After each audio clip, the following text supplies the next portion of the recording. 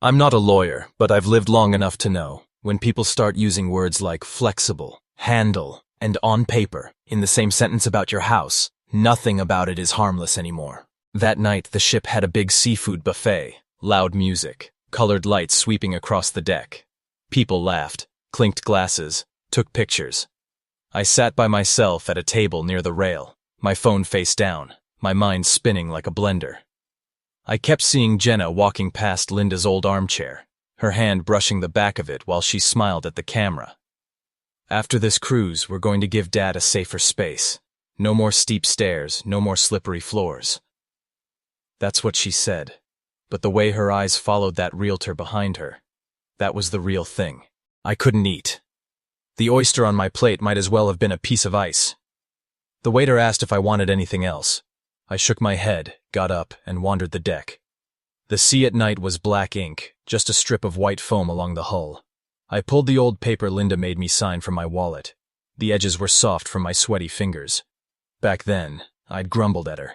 "You always think so far ahead. Mark's our son. He's not going to do that." Linda just looked me straight in the eye, calm as ever. "I'm not as worried about Mark as I am about the people walking next to him. Money makes people blind. I just want us to be prepared, so if one day you're alone in that house, you've still got a legal net holding you up." Turns out that net was the only thing I had left to hold on to. The next morning, I went to the medical office and told the ship's doctor I felt short of breath and had headaches, that I wanted to get off early. He listened to my chest, took my blood pressure, and sighed. "That's age and stress, my friend. But if you want to disembark at the next port, we can arrange that." I nodded. I didn't tell him about the house. People would say I was paranoid. That's fine. Better paranoid than stupid. I asked the front desk to help book a domestic flight from the first port back to Florida. Told Mark the Wi-Fi was weak and I wouldn't be able to video call much. Jenna texted a long message with heart emojis. "Dad, just enjoy yourself, okay? We're doing a light declutter at the house for you. You won't even recognize the place when you come back." I read it and gave a bitter little laugh. I thought, yeah, if I do nothing, one day soon I probably won't recognize my own name on the deed either. When the plane landed at the little airport near our town, I pulled my old suitcase off the belt alone. No welcome sign, no hugs for the camera, no content, just the smell of burnt coffee from the empty bar and the loudspeaker announcing another flight. I called Hank, an old friend of mine who now works for the harbor master. Hank's the kind of man whose hair is completely white, but his shoulders are still wide and his arms are still sunburned. When he heard my voice, he cursed once. "Thought you were on a boat sipping cocktails. You're back already?" "I need to be," I said. "And if you can, I need to sleep on some boat for a few nights. I don't want anyone knowing I'm home." Hank didn't ask questions. Dock people have their own code. You only tie up where you trust, and you don't ask what's wrong unless the other person wants to tell you. That night, I hid in the cabin of an old fishing boat, lying on a narrow cot, listening to water slap the hull. Lemon, the yellow stray cat that lives on the docks, jumped onto my stomach and curled up to sleep. My back ached, but my mind was sharp and awake. From that boat Hank lent me, you can see my house. The lights from my living room, where Linda used to keep her piano, spilled through the windows. Now, through the glass, I could see a different yellow glow. Brighter, colder. The light of a house being staged for sale. On the second night, Hank brought me a folding camp chair and a pair of binoculars. He handed them over like he was handing a rifle to an old soldier. "You want to watch? Watch. If you need real cameras, I can ask old man Gary in the harbor camera office. He's the only one around here who likes watching people more than watching fish." I told Hank about the video of Jenna with the realtor. He clenched his jaw. I knew something was off about her when she told us to move the old boats away because they looked ugly in her videos. This marina ain't her film set. Not her film set. That line settled my nerves more than anything. The next 2 days, Hank, sometimes Gary, and I started piecing together what was going on around my house. Through the harbor cameras, we saw Jenna filming over and over, each time in a different outfit, saying more or less the same things. "My father-in-law has been here for decades. We want to give him a safer, more modern life. Old houses can be dangerous for seniors." But in the mic-less parts, where the cameras only had video, we saw her finish a take and then turn to the polo shirt realtor and laugh. Make sure you crop so you don't catch those old fishing boats over there. We're going to market this as a hidden gem for people with money who don't need to know what fish smells like.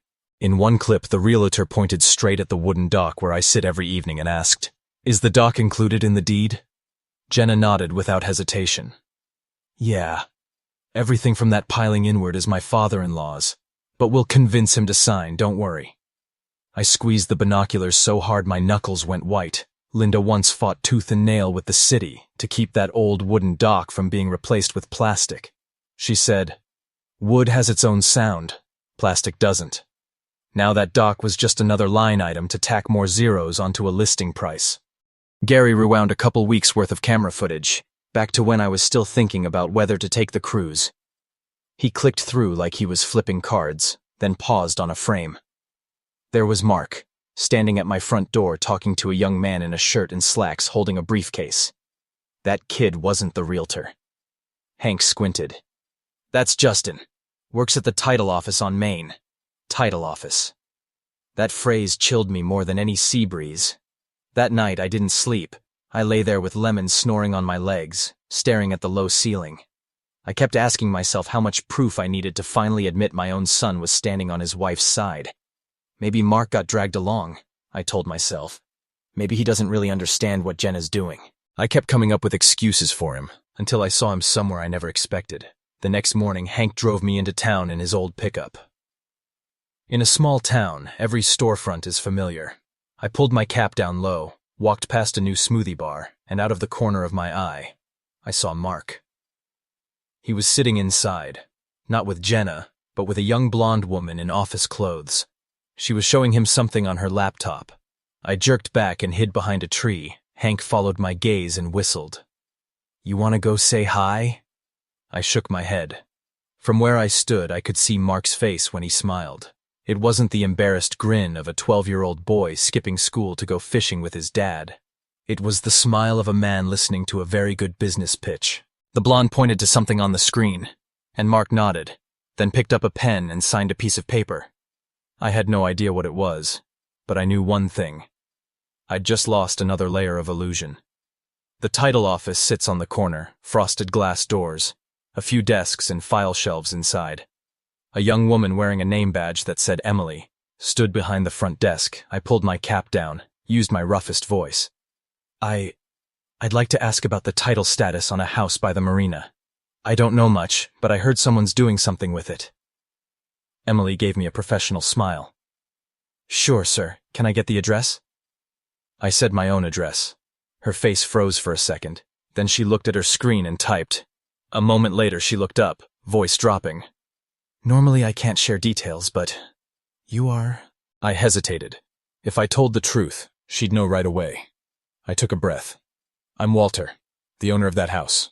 On paper, at least for now." Her eyes went wide. She stared at me for a few seconds, then whispered, "Oh my God, I thought you were on a cruise with your family. That's what they said. I saw the story." I managed a half smile. "Wi-Fi's spotty. I came back early. Can you show me anything they're doing with my house?" Emily looked around. No one else was up front. She leaned close. "Just a minute." She printed out a stack of papers, flipped through, then used a pen to mark a few places so I could skim. Earnest money, a draft contract, and the paper that made me want to throw up. A durable power of attorney with Walter H. Clark scratched across the bottom, naming Mark Clark as my agent with full power over real property. "I'm not allowed to let you take pictures," Emily said with a tremble. "But you can look." I stared at that signature. The W looked a little like mine, but the rest, like someone trying to copy without remembering exactly. I swallowed. Linda used to tease me that my signature was round and never dragged too far to the right. The person who signed this dragged a line halfway across the page like they were trying to claim all the white space. "When did they file this?" I asked. Emily flipped back, whispered, 2 weeks ago, the day you agreed to the cruise. They said you were getting weaker and wanted to avoid complications, so you signed full power over to your son." It felt like someone dumped a bucket of ice water over my head. Under that fake signature, the notary line read, Notary Public, Jenna M. Clark, my daughter-in-law. She'd become an online notary to make it easier to serve her elder care clients. And now she'd use that little seal to stamp a fake signature for her own father-in-law. I left the title office like a seasick man. Hank had to steady my elbow. Outside, the sky was blue and the ocean was still, but everything in front of me wobbled. I wanted to scream, to call Mark, to ask him why. But another part of me, the part that had lived with Linda for 40-plus years and ridden out more than a few storms, said, "Not yet. You've waited 70 years. You can wait a few more days. Do this right." That afternoon, I went to see the old lawyer Linda trusted, Bailey. His name was still in faded gold on the glass. He looked older, but his eyes were sharp. "I knew this day might come," he said after I laid it out. He pulled a dusty file from the shelf and blew on it. "Linda was a worrier. She loved you, but she didn't fully trust the people around Mark. We've got work to do." Inside the folder, besides the deed transferring the house into a trust, there was a handwritten letter from Linda, her slanted script still clear. "Bailey, if you're reading this with Walter, that means what I feared has happened. Remind him he's not alone, and use everything in this folder to keep that house tied to the water, not to someone's wallet." Bailey explained slowly, like he was talking to a friend, not a client. "Right now, this house, on paper, sits in the Clark family trust. You're the one with authority to sell, but any POA affecting it has to be drafted in my presence and backed by a medical statement saying you're competent. That POA they filed, even if they wave it around, it doesn't comply with the trust. But to be airtight, we need two things: a fresh capacity evaluation from a doctor, and proof they knew better and did this anyway." The next day I went to see the neurologist who'd treated Linda. He ran memory tests, cognitive checks, then signed off on a report. Patient Walter H. Clark, 70, is mentally competent with no signs of cognitive decline. I held that paper like a shield. The rest, the proof of intent, came from where I least expected: Jenna's own phone and email. Hank and Gary helped pull clips from Jenna's cloud-connected cameras and the harbor cameras. In one, she thought the camera was off and turned to the realtor. "We've got to move fast before the old man changes his mind. I've done the POA. You're good. I notarized it myself. No one's going to look too close. After closing, we'll move him to an assisted living a few states away. He won't have the strength to sue." Bailey, who's usually mild, turned red when he heard that. If I were 10 years younger, well, never mind. "We'll let the law talk." And that wasn't all. One night, Emily texted me with the number Hank had passed along. "Mr. Walter, I know I'm not really supposed to do this, but I can't stop thinking about it." The other day, I accidentally saw a misprinted email on the shared printer. It was from Jenna to the buyer. I only had time to read a bit. After closing, I plan to file for divorce. You know, Mark doesn't fit the life we talked about. The marina is just the first step, so I can have enough to take the kids and start over with you. I didn't keep the printout, but I remember every word. My daughter-in-law wasn't just selling my house behind my back. She was selling her marriage, using her own kids as part of an exit plan for a new life with someone richer. Everything she'd preached online, family love, caring for elders, sacrifice for your children, turned out to be set dressing. I sat in Bailey's small office looking at a photo of young Linda on my phone. I felt sad and strangely calm. Turns out, when pain passes a certain level, you don't cry anymore. You start planning. "We're going to let them walk right up to the edge," Bailey said. "Let the buyer, the agent, the title office all see it. You're not just protecting your house, you're protecting yourself from whatever story they spin after. And Mark needs to see where this road leads." A week later, the closing date was set. In the meantime, I kept going on a cruise online. Jenna continued posting clips about Dad enjoying the ocean while we make his home safer. And Mark sent a few photos of cruise ship dining tables. "Miss you, Dad. Enjoy." I answered simply, "Tired. Rough seas. I'll tell you about it when I'm back." The night before closing, Hank threw a little party on the old fishing boat, really just an excuse to keep my mind off the next day. He, Gary, and Marjorie, the widow in the house across the marina who always knits on her balcony, sat with me, eating fish sandwiches and drinking beer. Marjorie said, I've seen a lot from that balcony. When my husband died, my daughter tried to sell this place without asking me.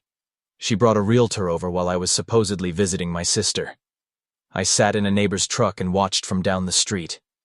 I didn't do a thing I let them sell. I regret it to this day.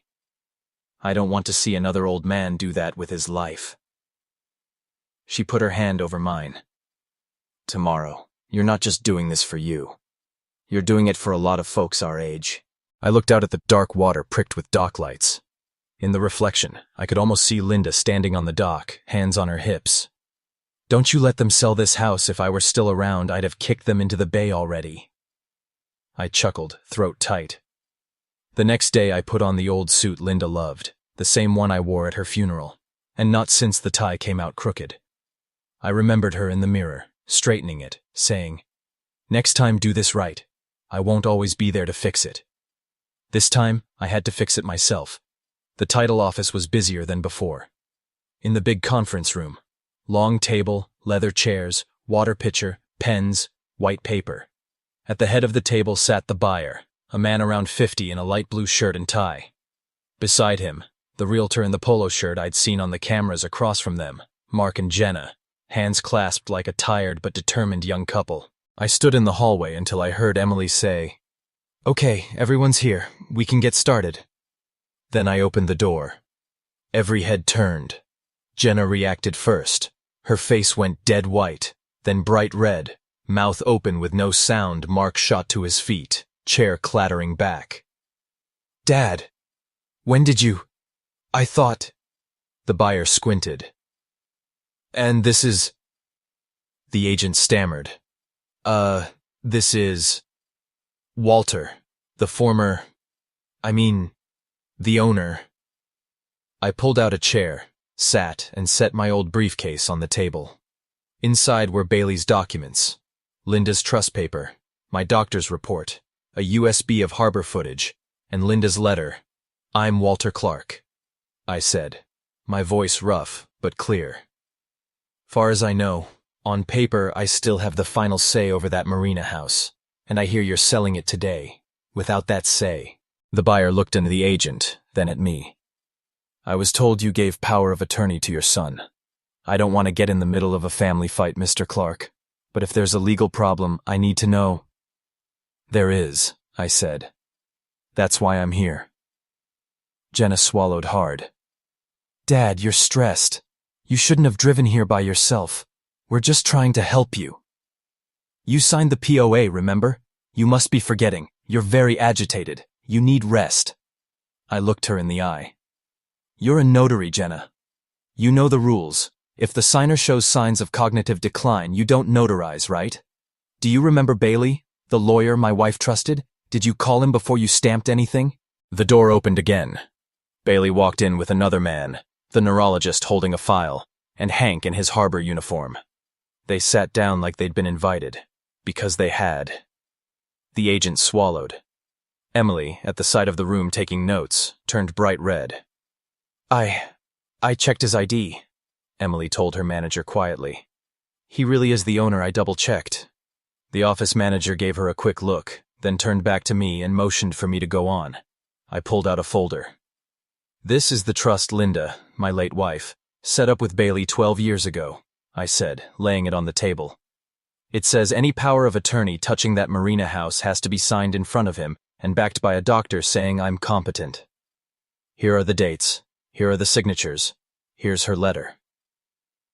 I slid Linda's handwritten note across to the buyer. He read a few lines, his eyes slowing down. "And this," I said, pulling out the medical report, "is the neurologist's statement from last week, which is after the POA you filed, saying I'm fully competent." "But Dad," Mark stammered, You did sign. I remember you signed." "You remember, or your wife remembers for you?" I asked. His face flushed. Jenna bit her lip. "Everything I did was for your safety," she started. "You almost slipped on those stairs last month, remember? The house is dangerous, I'm very interested in that just," Hank cut in, dry as sand. He laid a USB on the table. "This drive has harbor camera footage, from my dock, It shows Jenna here giving this agent a tour, calling it complete private marina access. It shows her practicing that "we just care about Dad's" speech for the camera, then turning around and telling him they need to move fast before the old man changes his mind. The buyer frowned at Jenna. "You didn't mention any of this to me." "And not just that," Bailey said, nodding to Emily. She plugged the USB into the screen on the wall. Up came footage from a city inspection. There was Jenna on my porch with a city inspector, tears in her voice. "We're just so worried about Dad. He could fall any time." Cut. Inspector leaves. Jenna turns to the realtor and grins.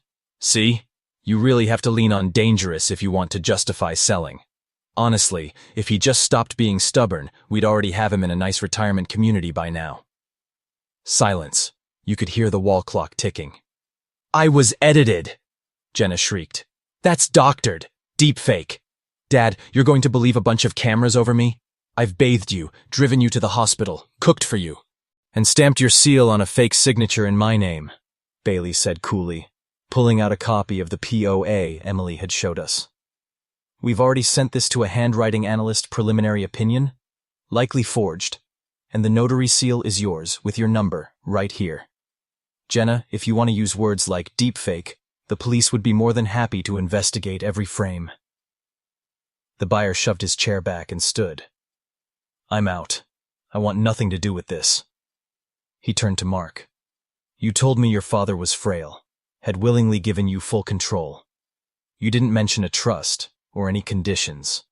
I'll be asking for all my appraisal, legal, and due diligence costs back. And if I have to, I'll sue." The agent was sweating through his polo.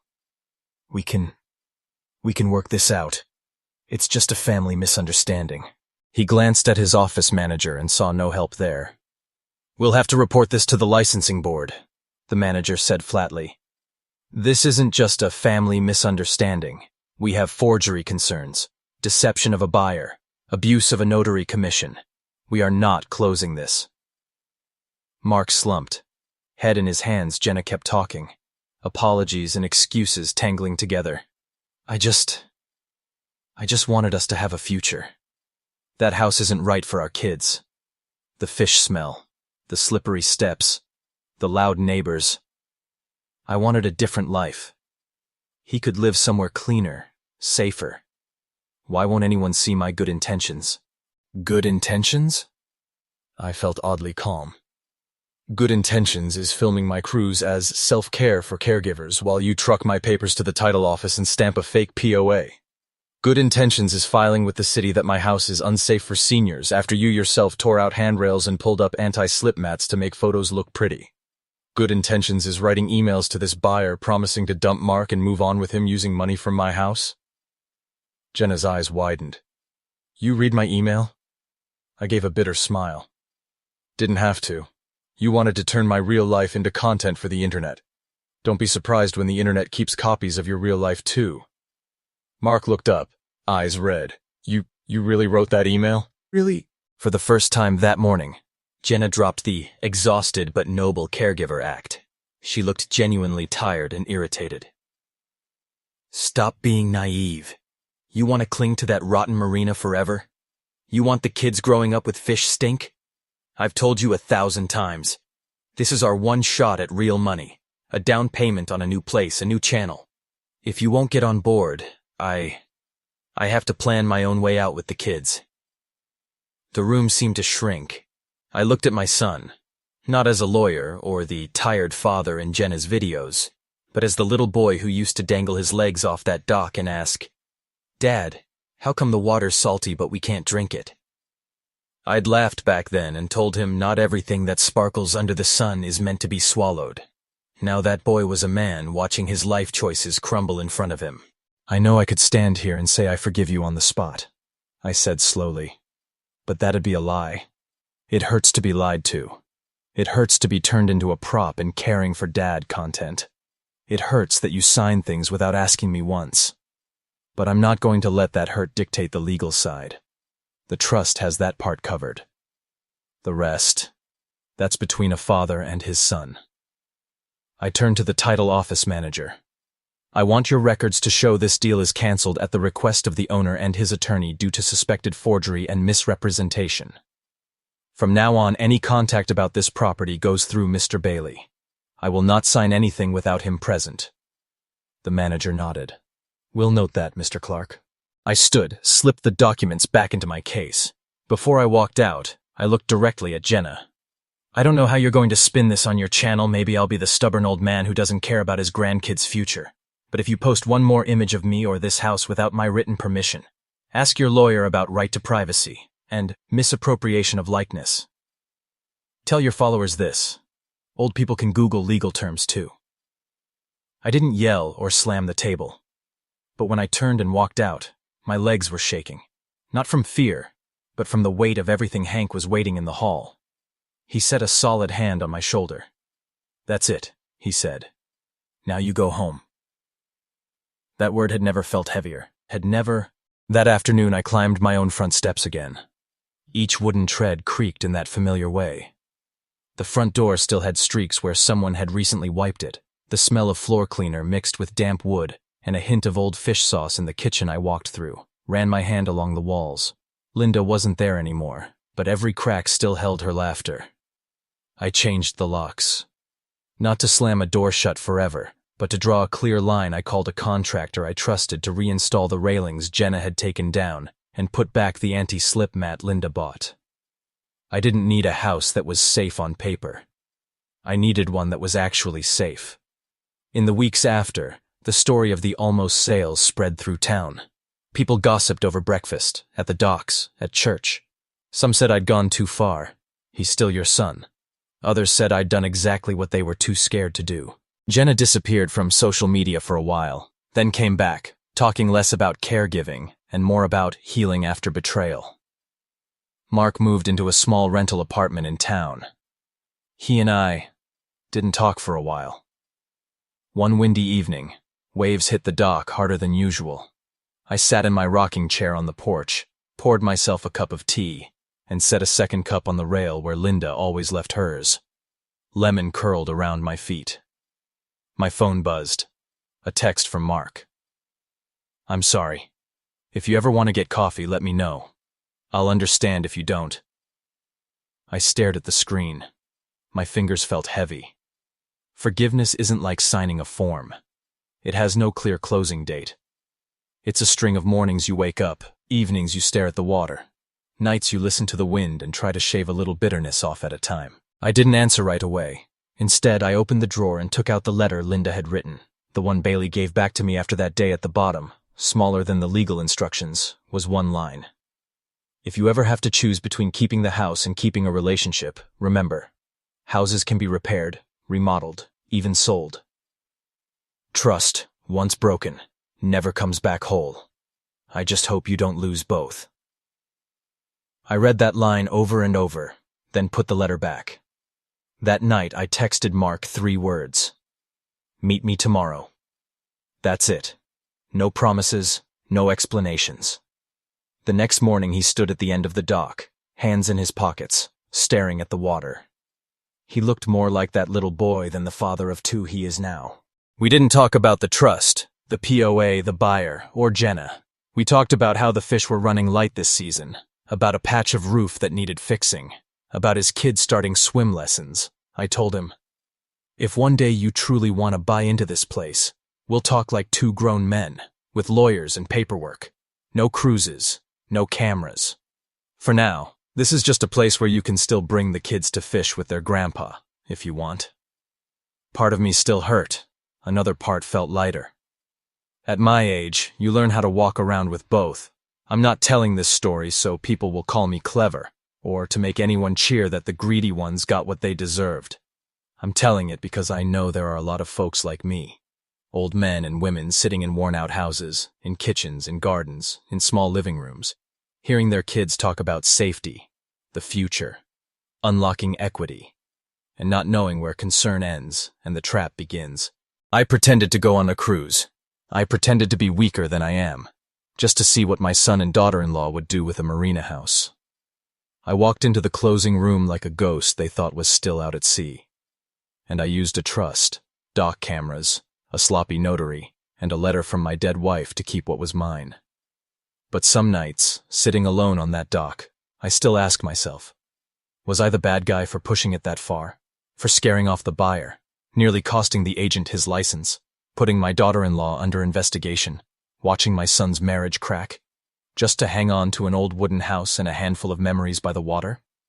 Or would it have been worse to sit quietly and let myself get sold off like a piece of furniture in my own living room? I don't have a clean answer. I only know I did what I could with the mind I still have to protect what Linda asked me to keep. The rest, I guess that's up to strangers on the internet. People who don't know me but know what it feels like to lose trust. To decide, am I the a-hole for pretending to go on a cruise, catching my own son and daughter-in-law trying to sell my marina house for cash, and making sure they'll never get their hands on it again?